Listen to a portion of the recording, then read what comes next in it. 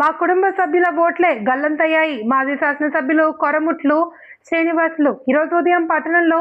రంగనాయకులపేట ఆంజనేయ స్వామి గుడి వీధి, Ranganayakulapeta PS number 80, 82, 91 బూత్ల నందు జరుగుతున్న సర్ ప్రక్రియ సరళిని స్వయంగా వైఎస్ఆర్సీపీ నాయకులతో కలిసి పరిశీలించిన బిఎల్ఏలకు సూచనలు చేస్తూ వైఎస్ఆర్సీపీ సానుభూతి పరుల ఓట్లు ఒక్కటి కూడా పక్కకు పోకుండా కాపాడుకోవాల్సిన బాధ్యత మనందరిపైన ఉంది అని వారికి తెలియజేస్తూ, అలాగే పలువురు ఓటర్లు మాట్లాడుతూ వారి దగ్గరున్న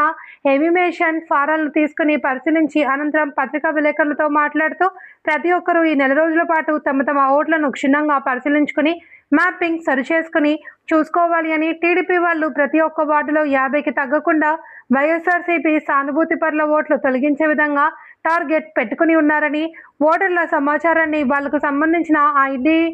ఐటీడీపీ యాప్లో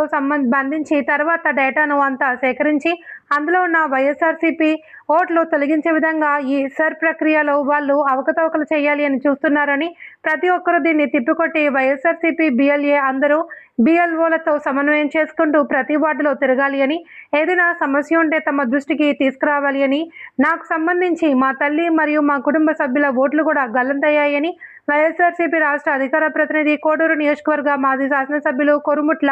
శ్రీనివాసులు తెలియజేశారు.